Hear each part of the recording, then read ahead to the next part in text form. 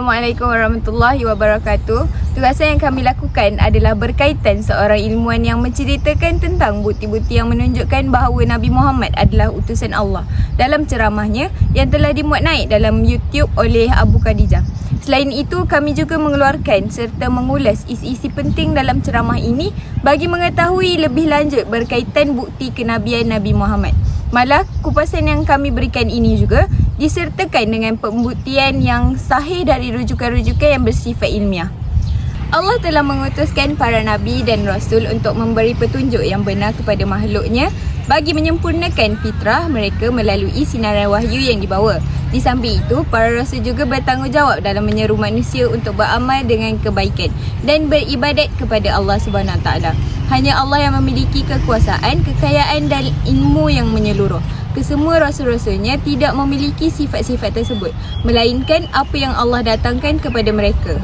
Keratan video klip ceramah yang kami pilih adalah bertajuk Bukti Nabi Muhammad SAW Utusan Allah.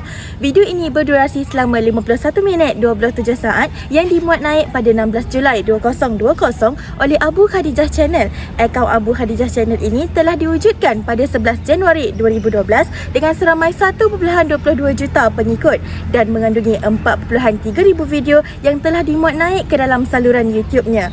Video ceramah ini mendapat sambutan yang tinggi kerana telah mendapat sebanyak 59,415 tontonan dan 76 komen. Ceramah ini dijalankan di Qaryah Masjid Kampung Binjai. Selain itu, video ini juga dimuat naik ke media sosial seperti Facebook Abu Khadijah Official dan Instagram Abu Khadijah Studio.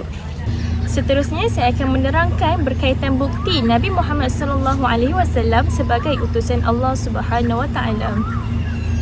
Dalam surah Al-Qasas ayat 44 hingga 47 ada menerangkan hujah-hujah yang menunjukkan kenabian dan kerasulan Nabi Muhammad SAW.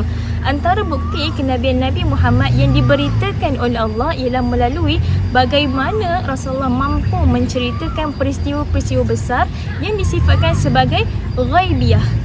Perkataan ghaibiyah bermaksud peristiwa-peristiwa yang dilalui khususnya oleh para nabi-nabi dan rasul sebelum zaman Nabi Muhammad SAW. Baik, dalam surah Al-Qasas ayat 44 yang bermaksud, dan tidaklah kamu Muhammad berada di sisi yang sebelah barat ketika kami menyampaikan perintah kepada Musa, dan tiada pula kamu termasuk orang yang menyaksikannya. Baik, ayat ini menerangkan peristiwa Nabi Musa AS yang mencari punca api di Bukit Tursina di sebelah timur. Namun pada waktu kejadian, Nabi Muhammad tidak berada di sebelah barat yang membolehkan Nabi melihat kejadian tersebut. Di sini Allah mengingatkan kepada Nabi Muhammad SAW yang baginda tidak ada sewaktu kejadian itu, menunjukkan bahawa apa yang baginda sampaikan ini adalah wahyu daripada Allah Subhanahu Wa Taala. Seterusnya, ayat 45 yang bermaksud, tetapi kami telah mengadakan beberapa generasi dan berlalulah atas mereka masa yang panjang, dan tidaklah kamu tinggal bersama-sama penduduk Madian dengan membicarakan ayat-ayat kami kepada mereka, tetapi kami telah mengutuskan rasul-rasul. Baik, dalam ayat ini, apa yang dimaksudkan dengan ayat ini ialah Allah nak memberitahu di selang-selang masa antara Nabi dan Rasul itu banyak Allah ciptakan generasi demi generasi, dan masa di antara generasi ke generasi itu sangatlah panjang. Antaranya ialah peristiwa Nabi Syuaib dan umatnya di Madian yang suka menipu dalam proses jual beli, mengganggu orang di persimpangan seperti menyekat kafilah di beberapa persimpangan dan merampas barang perniagaannya. Di sini Allah menunjukkan bahawa ketika peristiwa Nabi Syuaib ini berlaku, Nabi tidak ada pada waktu kejadian. Namun Nabi Muhammad boleh menyampaikan peristiwa tersebut seolah-olah melihat kejadian itu secara langsung. Ini membuktikan bahawa Nabi Muhammad SAW menerima wahyu daripada Allah Subhanahu Wa Taala.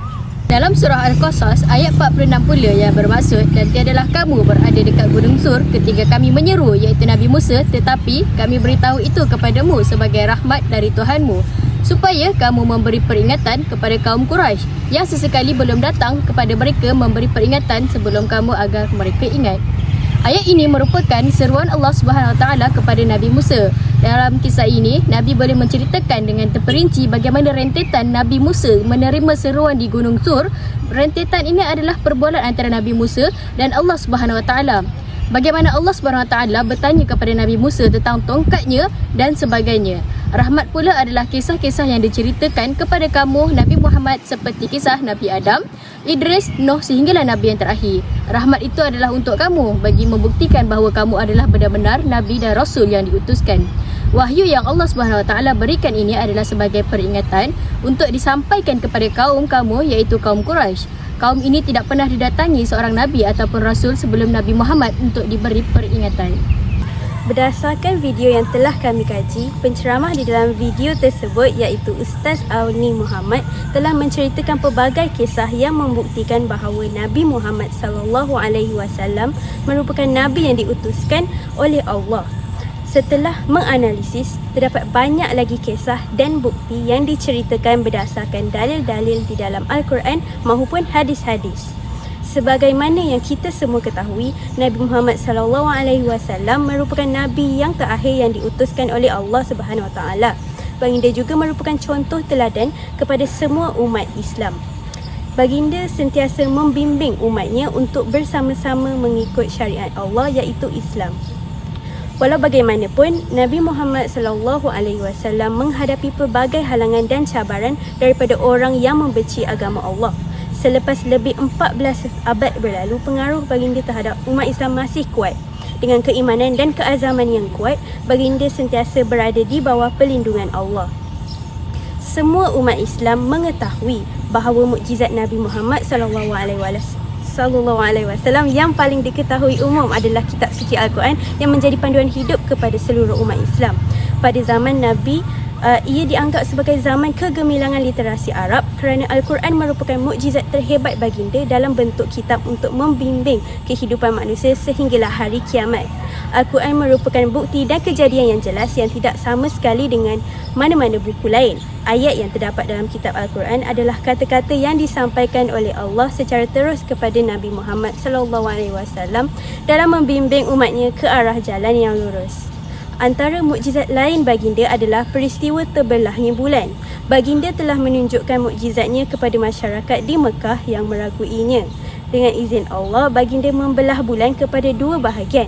Peristiwa ini dinyatakan dalam sebuah hadis sahih Al-Bukhari yang bermaksud diriwayatkan oleh Anas bahawa orang-orang Mekah meminta Rasulullah untuk menunjukkan mukjizat kepada mereka. Lalu baginda pun menunjukkan kepada mereka terbelahnya bulan. Seterusnya, bukan itu sahaja. Antara bukti Nabi Muhammad SAW adalah seorang Rasul adalah apabila baginda telah mendapat mukjizat yang sangat menakjubkan melalui jari tangan Nabi Muhammad SAW. Sewaktu perjanjian Hudaybiyah, selesai sahaja Nabi mengangkat uduk, datanglah sekumpulan umat datang kepada Nabi dan mengadukan kepada Nabi bahawa mereka sedang kehausan dan ketiadaan air. Pada ketika itu, hanya ada satu baldi air sahaja yang tinggal dan air ketika itu tidak cukup untuk mereka minum dan untuk mereka mengangkat uduk. Selesai sahaja Nabi mendengar kisah itu, Nabi pun mengulurkan tangannya ke dalam baldi dan tiba-tiba keluar air di sela-sela jari mereka. Selepas mereka semua melihat jari baginda telah mengalir air, mereka pun mengambil air di jari-jari jemari baginda dan mereka menggunakan air tersebut untuk minum, untuk menghilangkan kehausan mereka. Dan mereka juga menggunakan air tersebut untuk mengangkat uduk.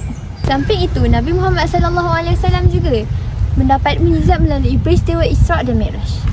Peristiwa ini berlaku pada 27 Rajab yang menjadi perjalanan suci Nabi Muhammad SAW yang dilakukan dari Masjidil Haram ke Masjidil Aqsa. Kemudian diteruskan lagi perjalanan ke Sidratul Muntaha melalui langit ketujuh.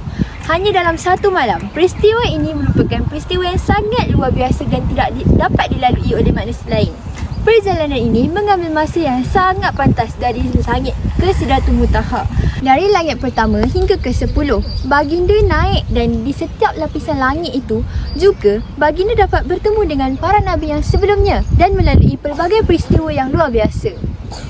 Sewaktu tibanya di langit yang ke-9, Rasulullah pada ketika itu diperintahkan untuk menerima syariat salat 5 waktu.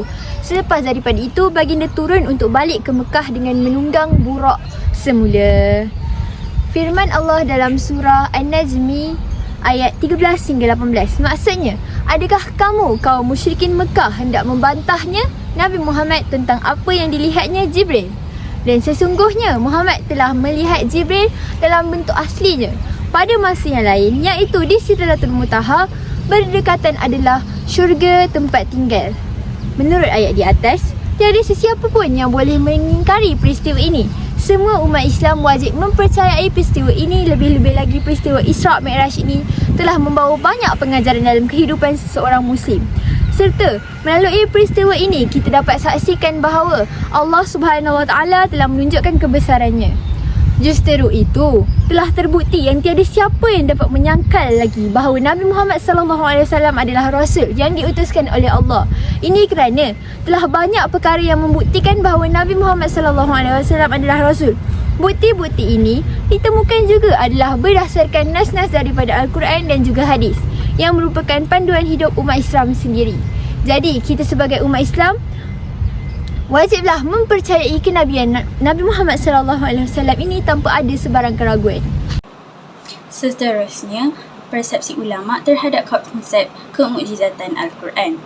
Suatu pendefinisian yang membawakan konsep yang lebih luas dan dipersetujui oleh jumhur ulama adalah sebagaimana yang dikemukakan oleh ulama usul. Menurut ulama usul, Al-Quran ialah kalam Allah yang bermukjizat diturunkan kepada Nabi Muhammad SAW menerusi perantaraan Jibril yang ditulis dalam mushaf yang dipindahkan daripada satu generasi kepada generasi yang lain secara mutawatir yang dianggap ibadah apabila membacanya, yang dimulakan dengan surah Al-Fatihah dan diakhiri dengan surah An-Nas. Menurut Shalabi, sebarang penterjemahan atau pentafsiran tidak dinamakan Al-Quran. Oleh An-Nawawi, demikian juga apa yang diwahyukan oleh Allah SWT dari segi pengertiannya dan dihuraikan semula oleh Rasulullah SAW berdasarkan kata-kata sendiri.